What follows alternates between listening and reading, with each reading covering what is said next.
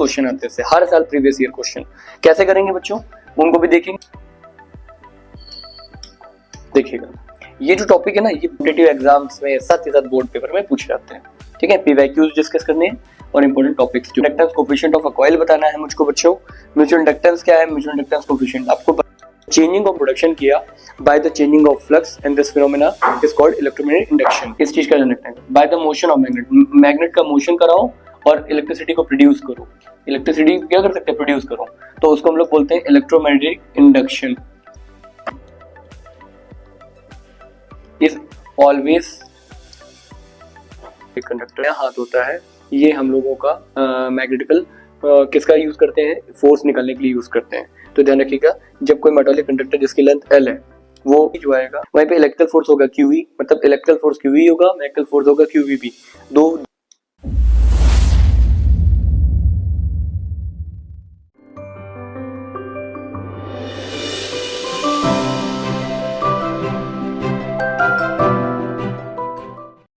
Welcome to Shivaji group of institution.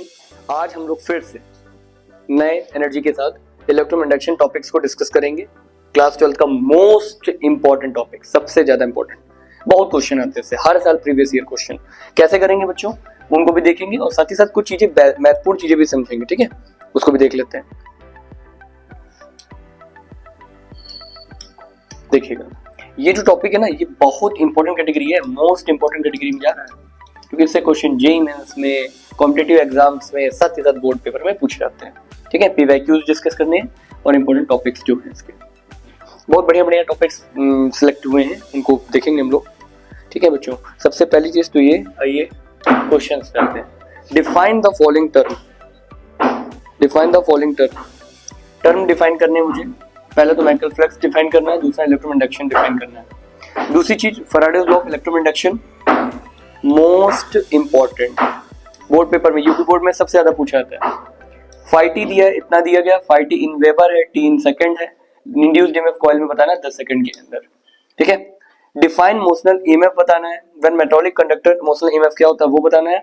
और metallic conductor जिसकी length L है, ठीक है, वो वेलोसिटी v से मैकेनिकल फील्ड के अंदर B में, जो कि परपेंडिकुलरली, जो B जो है वो परपेंडिकुलर है उसमें रखा है, तो प्रूव करना है कि उसमें जो मोशनल ईएमएफ आएगा वो BVL होगा, उसकी चर्चा करनी है। एक बात का और ध्यान रखना है, एक कंडक्टर है, इसकी लेंथ 10 मीटर है और इसमें मैकेनिकल फील्ड में है 10 टेस्ला की, मैकेनिकल फील्ड बता दिया टेस्ला है, और वो मूव कर रहा है 20 मीटर पर सेकंड से और वेलोसिटी से। इंड्यूस्ड पोटेंशियल डिफरेंस बताना है अक्रॉस द एंड, मतलब समझ रहे हैं आप, 10 मीटर की लेंथ है कंडक्टर की, 10 टेस्ला के मैकेनिकल फील्ड में रखा है और 20 मीटर पर सेकंड की वेलोसिटी से चलता है, तो उसमें कितना इंड्यूस्ड पोटेंशियल डिफरेंस आएगा उस कंडक्टर के एंड्स पे, कोनों पर, वो बता रहा है। सेल्फ इंडक्शन क्या है, self inductance coefficient of a coil बताना है मुझको बच्चों। म्यूचुअल इंडक्टेंस क्या है, म्यूचुअल इंडक्टेंस कोएफिशिएंट आपको बता दूं, इस बार इन दोनों में से वेरी इंपॉर्टेंट 6th और 7th में से एक क्वेश्चन तो आना है। साथ ही साथ 5th का न्यूमेरिकल भी कहीं ना कहीं पूछा जा सकता है। फिर इसके बाद देखिए क्या है, क्वेश्चन और लगा है, आपसे पूछा self inductance of a coil, current change the गई है 0.0 सेकंड, इंड्यूस्ड ईएमएफ 10 वोल्ट है, और derive an expression of self inductance of the planar circular coil. तो जितने भी क्वेश्चन मैंने यहाँ पे रिटर्न किए हुए हैं सब इंपॉर्टेंट हैं और सबको लाइन से देखना बच्चों। बहुत ध्यान से इस वीडियोस को देखिएगा और बहुत ज्यादा शेयर करिएगा, ज्यादा से ज्यादा लोगों को भी पहुंचे और चीजें और बेहतर तरीके से उनको समझ पाए। ठीक है, देखते हैं बच्चों।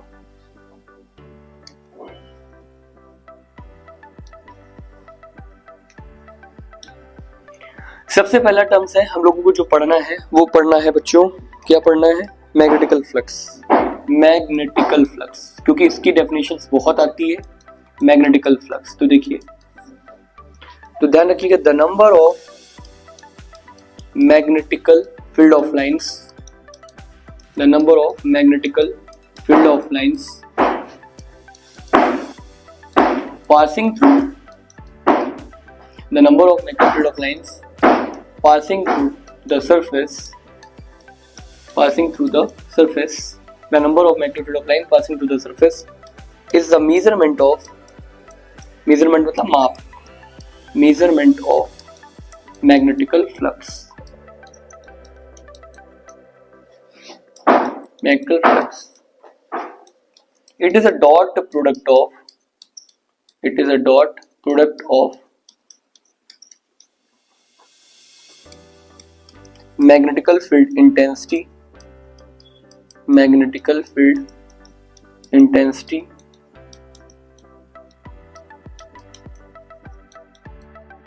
Vector and area vector A.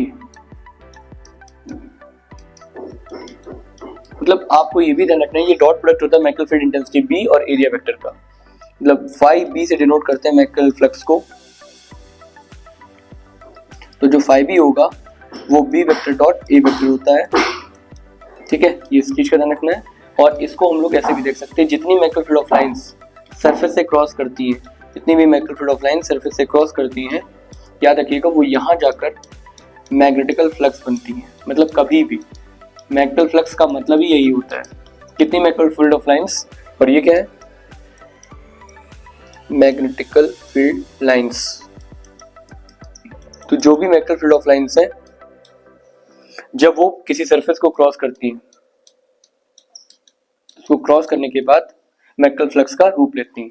Unit की बात की जाए तो यूनिट याद रखिएगा, इसका यूनिट होती है वेबर। डायमेंशन की बात की जाए तो डायमेंशन भी याद रखिएगा। पहले बात तो क्वांटिटी कैसी, स्केलर, आपको दिख रही हुई डॉट प्रोडक्ट है तो क्वांटिटी स्केलर। ठीक है, डायमेंशन की बात की जाए, डायमेंशन कैसे, तो पहले बताओ मैग्नेटिकल फ्लक्स क्या है, the number of magnetical field of lines passing through the surface, किसी भी सरफेस से पास करी, is the measurement of magnetical flux. वो एक मैग्नेटिकल फ्लक्स का क्या है, मेजरमेंट है। ठीक है बच्चों, फिर इस रिलेटेड डॉट प्रोडक्ट, ये डॉट प्रोडक्ट है किसका, मैग्नेटिकल फील्ड इंटेंसिटी बी और एरिया वेक्टर ए का। तो phi B is equal to b vector dot A vector. और यूनिट की बात की जाए तो इसकी यूनिट वेपर होगी।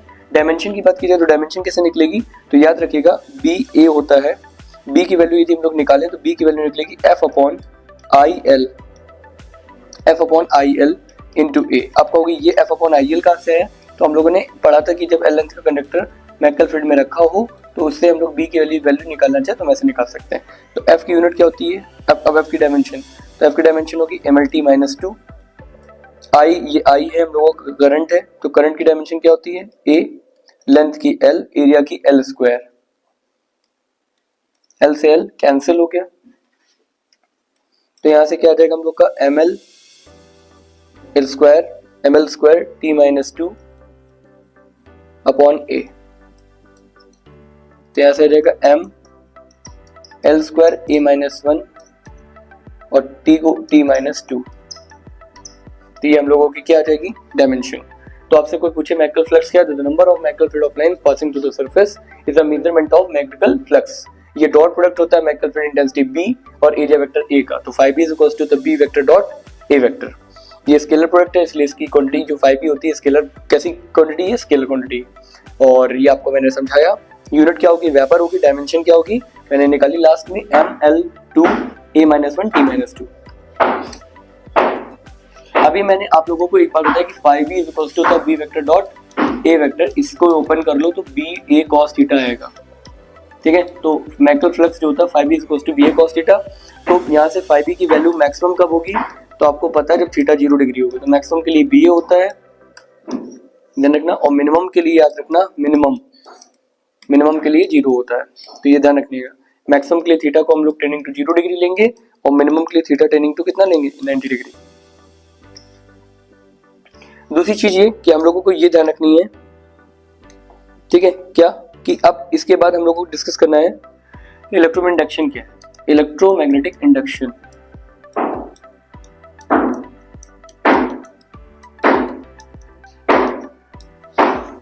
तो याद रखिएगा, जब बार मैग्नेट और सर्कुलर मेटालिक कॉइल के बीच में रिलेटिव मोशन होता है, जब बार मैग्नेट, एक हाथ में बार मैग्नेट है, दूसरे में सर्कुलर मेटालिक कॉइल है, आपस में इनको हम रिलेटिव मोशन कराते हैं। जब एक बार पास लाते हैं, एक बार दूर ले जाते हैं, तो होता क्या है, बार मैग्नेट की जो मैग्नेटिक फील्ड ऑफ लाइंस होती है वो सर्कुलर मेटालिक कॉइल से क्रॉस करती है। तो जब कभी भी सर्कुलर मेटालिक कॉइल से क्रॉस करेंगी तो फ्लक्स आएगा, फ्लक्स घटता बढ़ता होगा, मतलब कुल मिला के चेंज होगा। तो चेंजिंग ऑफ मैग्नेटिक फ्लक्स जो होता है उसके अंदर एक इंड्यूस्ड ईएमएफ डेवलप करता है यदि कॉइल ओपन है, और इंड्यूस करंट डेवलप करता है जब कॉइल क्लोज्ड है। तो इस तरह से हम लोगों ने एक इंड्यूस्ड करंट और इंड्यूस्ड ईएमएफ का प्रोडक्शन किया by the changing of flux, and this phenomena is called electromagnetic induction. तो इसका मतलब होता है कि मैग्नेट के by the motion of magnet, याद रखिएगा, by the motion of magnet we can produce electricity.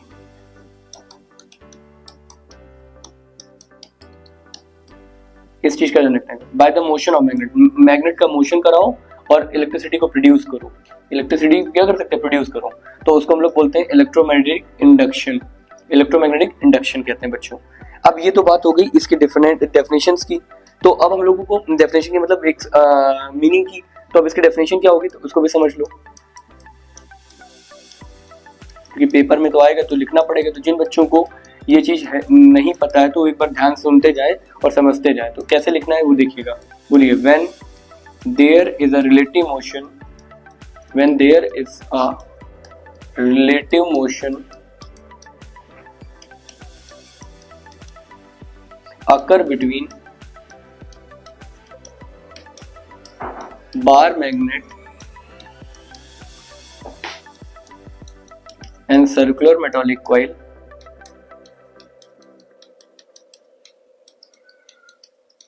then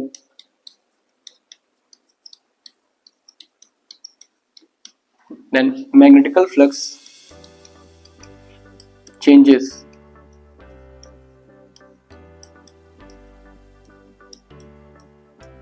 across the coil, which produces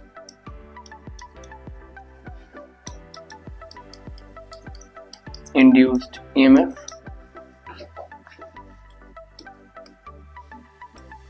and induced current.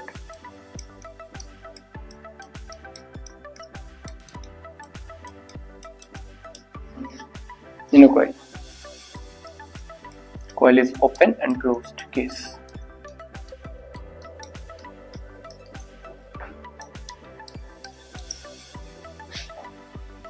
And this phenomena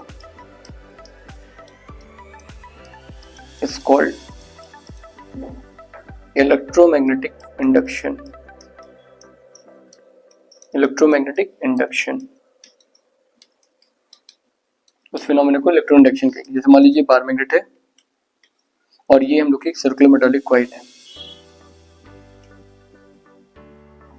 जब ये बार मैग्नेट इसकी तरफ जाएगा तो उसकी जो फील्ड ऑफ लाइंस होंगी इससे गुजरेंगे तो फ्लक्स चेंज जो होगा वो ज्यादा होगा।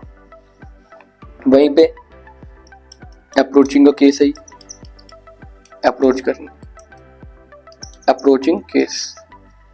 और यदि मान लीजिए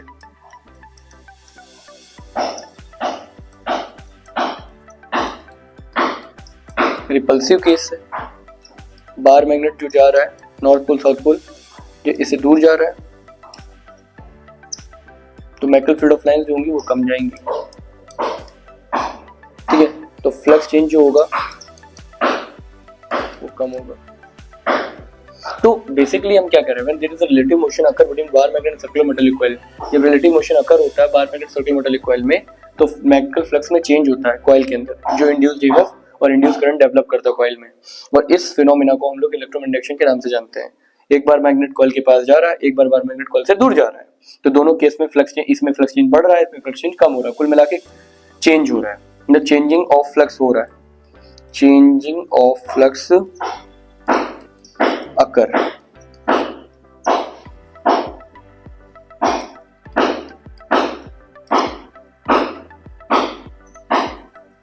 संभव है। इस बेसिस को मतलब इस पूरे फिनोमेना को इलेक्ट्रोमैग्नेटिक के नाम से जानते हैं। अब बात आती है, तो बात होगी टर्म्स की डिफाइन की। अब आते हैं हम लोग सेकंड क्वेश्चंस पे। फैराडे लॉज ऑफ इलेक्ट्रोमैग्नेटिक क्या है? सबसे पहला Faraday law of electromagnetic induction क्या है उसको समझते हैं। Faraday gave two laws। सबसे पहला है Neumann law,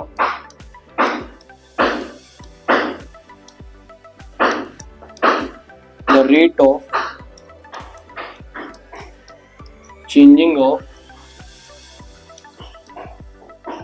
magnetical flux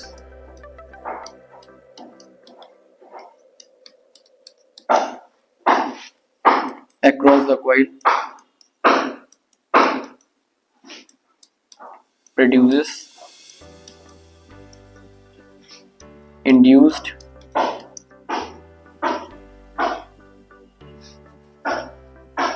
across the coil is equals to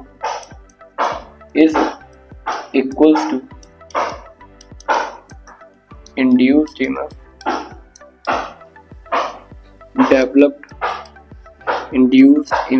developed on the coil numerically. The rate of changing of mechanical flux with respect to time is equals to the induced EMF developed on the coil. ठीक, इस चीज का ध्यान रखना है. ठीक है, तो E को बोलते हैं induced EMF.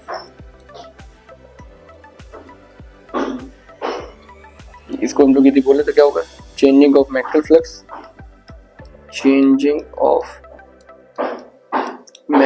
Flux upon time interval.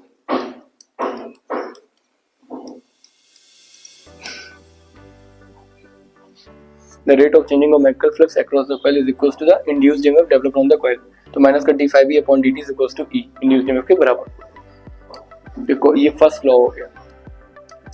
Second law हम लोग का होता है लेंज लॉ. कई बार तो शॉर्ट नोट इसी से आया है. ठीक है, तो याद रखना it is the opposing law. एक अपोजिंग लॉ भी है. ये अपोजिंग लॉ है एक प्रकार से. ये अपोजिंग लॉ है. क्यों? The direction of induced current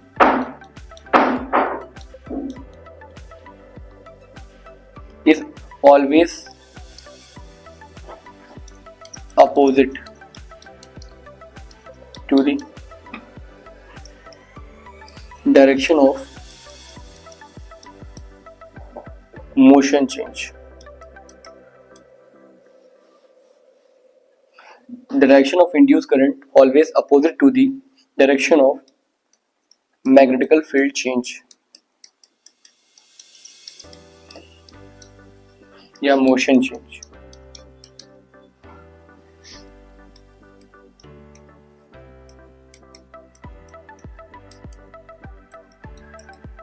cross the coil, Lenz law.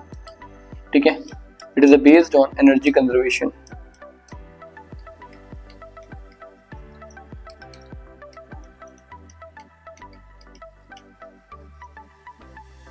Important बात, लेंज लॉ एनर्जी कंजर्वेशन पे बेस्ड है. इनको ध्यान रखना.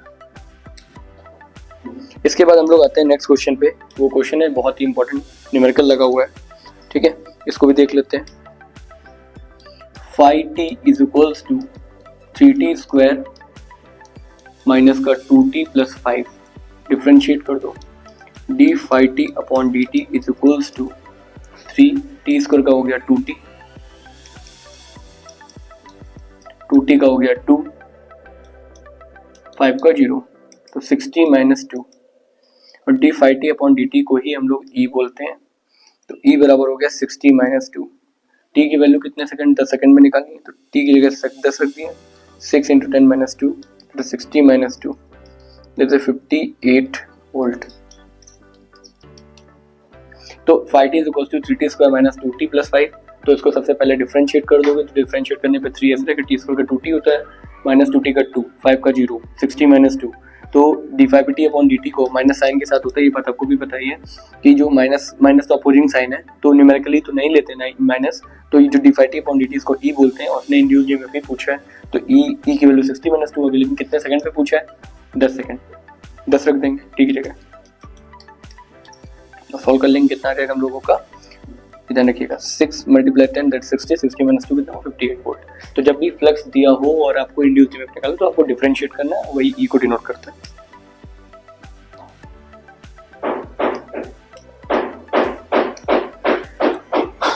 इसके बाद क्वेश्चन नंबर है मोशनल ईएमएफ क्या होता है.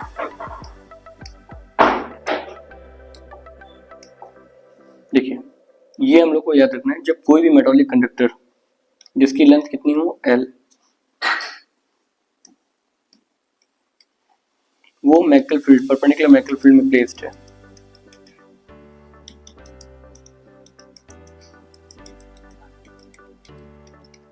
और v वेलोसिटी से मोशन कर रहा हो, v वेलोसिटी से, l लेंथ का कंडक्टर v वेलोसिटी से परपेंडिकुलर मैग्नेटिक फील्ड में मोशन कर रहा हो, तो उसके कारण जो इंड्यूस्ड ईएमएफ आता है उसको हम लोग मोशनल ईएमएफ कहते हैं। when any metallic conductor when any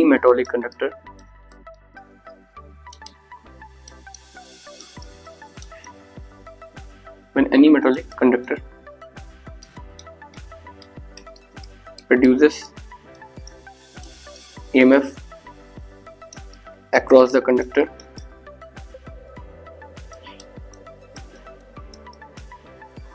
during motion in magnetical field, then EMF is called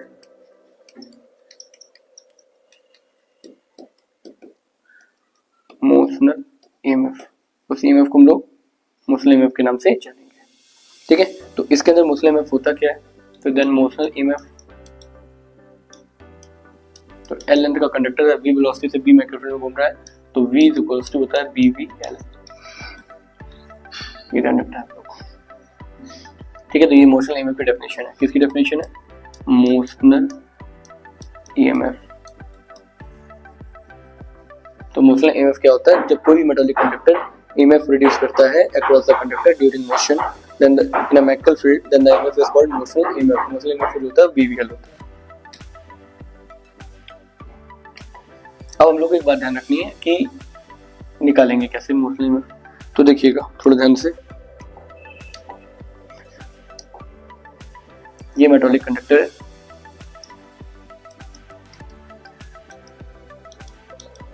uniform magnetic field perpendicular magnetic field में रखा है B, जो कि परपेंडिकुलर है।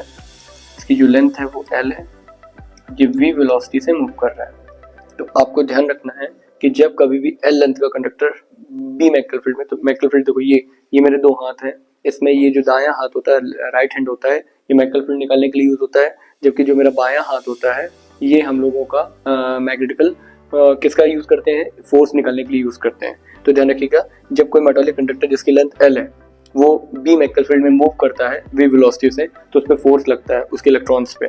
तो होता क्या है, अब कितना फोर्स लगेगा, किस डायरेक्शन में लगेगा, तो उसको निकालने के लिए हम लोग क्या करेंगे, सबसे पहली चीज तो ये ध्यान रखिएगा, ये आई, ये जो तो हम लोगों का मिडिल फिंगर होती है, मिडिल फिंगर जो है ये डिनोट करती है करंट को, इसके बगल वाली जो फोर्थ फिंगर है मैग्नेटिक फील्ड को डिनोट करती है, और ये जो बगल वाली होती है ये डायरेक्शन ऑफ फोर्स को डिनोट करती है। तो बच्चों अब हम लोग करने के वाले हैं, तो ध्यान दीजिएगा इस पे, तो इनको समझते हैं हम लोग ध्यान से, ठीक है। तो इन चीजों को थोड़ा समझ लेते हैं तो चीजें और बेहतर तरीके से समझ में आएंगी, ठीक है। तो देखो ध्यान से देखिएगा, तो चीजें और बढ़िया तरीके से क्लियर होंगी और समझ में आएंगी। देखिए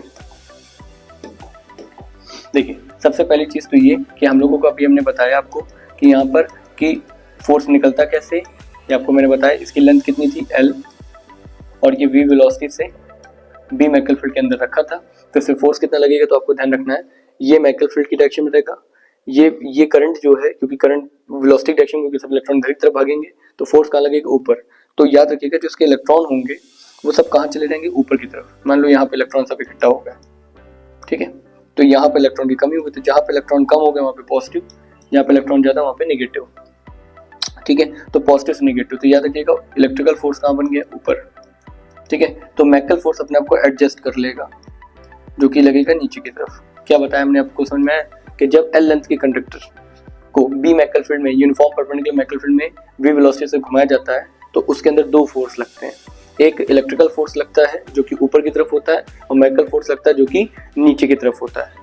तो मतलब आप समझ पाते हो कि जब Q चार्ज का पार्टिकल V वेलोसिटी से B मैग्नेटिक फील्ड के अंदर थीटा एंगल पर मूवमेंट करता है, तो उस पर जो फोर्स लगता है वो F इक्वल्स टू लगता है QVB sin थीटा। पढ़ा है हम लोगों ने। यदि परपेंडिकुलर हो तो थीटा की जगह 90 डिग्री होता है, तो F इक्वल्स टू क्या होता है, QVB sin 90। sin 90 कितना होता है 1, तो F इक्वल्स टू कितना हो गया, QVB, ठीक है। वहीं पर हम लोग के पे इलेक्ट्रिकल फोर्स कितना होता है, ये तो मैग्नेटिकल फोर्स है। इलेक्ट्रिकल फोर्स क्या होता है, F इक्वल्स टू QE। ये क्वेश्चन नंबर फर्स्ट, ये क्वेश्चन नंबर सेकंड है। फॉर द इलेक्ट्रॉन के लिए ये ध्यान रखिएगा, Q इज इक्वल्स टू क्या होता है, E। तो मैग्नेटिक फोर्स कितना होगा, EVB, इलेक्ट्रिकल फोर्स क्या होगा, E इंटू कैपिटल ई। ये फर्स्ट इक्वेशन और ये सेकंड, दोनों एक ही चीज को डिनोट कर रहे हैं। तो E V B is equals to E, E से ई कैंसिल, तो E इज इक्वल्स टू हो गया वी बी।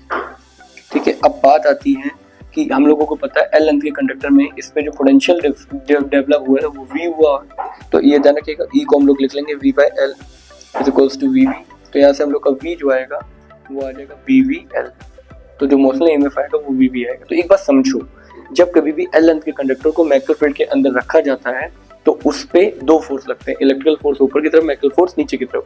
तो एट बैलेंस कंडीशन पहले तो ये पता करो कि इसमें मैग्नेटिक फोर्स कैसे निकलेगा। तो ये बात आपको पता है कि जब क्यू चार्ज का पार्टिकल v वेलोसिटी से मैग्नेटिक फील्ड के साथ थीटा एंगल पर एंटर करता है तो उस पर जो फोर्स लगता है q v b sin theta लगता है, और थीटा की जगह 90 रखोगे तो बराबर एफ बी बराबर मैग्नेटिक फोर्स कितना हो जाएगा क्यू वी बी। वहीं पे इलेक्ट्रिकल फोर्स होगा क्यू ई, मतलब इलेक्ट्रिकल फोर्स क्यू ई होगा, मैग्नेटिकल फोर्स होगा क्यू वी बी। दोनों फोर्स को डिनोट कर रहे हैं, और आपको भी पता है कि उस पर इलेक्ट्रिकल फोर्स ऊपर लग रहा है, मैग्नेटिक फोर्स नीचे, मतलब दोनों बराबर कर लो। तो एट इक्विलिब्रियम हम लोग यदि देखें तो हम लोग ये बात ध्यान समझ सकते हैं, एट इक्विलिब्रियम सबसे पहले तो ये कि क्यू की जगह में ई रखना है दोनों में, तो एफ बी निकाल तो E V B F E E, और यहाँ क्या हुआ एट इक्विलिब्रियम। इसके बाद मैंने यहाँ से किया चीजें बच्चों, ठीक है, इसको थोड़ा ध्यान देना, ये चीज की है। तो ई वी बी बराबर ई कट गया, वी बी बराबर ई आया, तो हम लोग को ई बराबर वी बी, तो ई की जगह वी बाई एल, तो वी बराबर बी वी एल। तो जो मोशनल ईएमएफ होता है वो बी वी एल होता है, मतलब मैग्नेटिकल फील्ड, वेलोसिटी और लेंथ तीनों परपेंडिकुलर होने चाहिए मोशनल ईएमएफ के लिए। ठीक है, तो ये बी वी एल ऐसे निकला है, लोगों का ध्यान रखिएगा। ठीक, ये प्रूव भी करना था बी वी एल, तो ये ध्यान रखिएगा।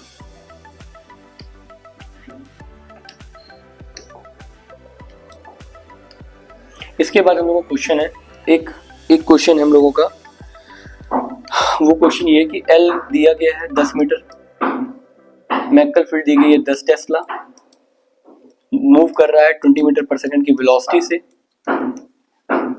ठीक है, और पोटेंशियल डिफरेंस बताना है कितना डेवलप होगा। तो आपको बताओ, लेंथ है 10 मीटर,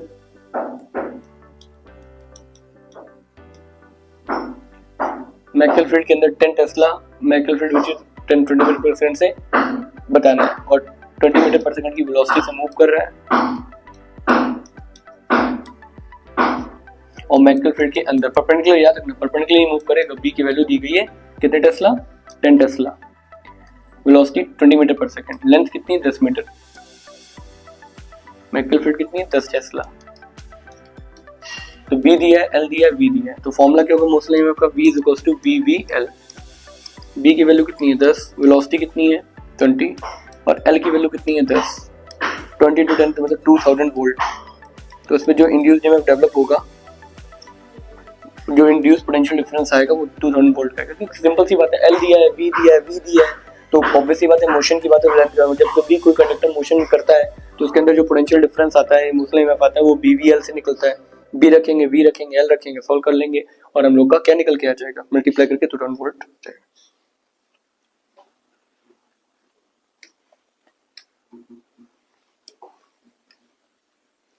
फिर हम लोग को एक चीज समझनी है, सेल्फ इंडक्शन क्या होता है। तो याद रखिएगा,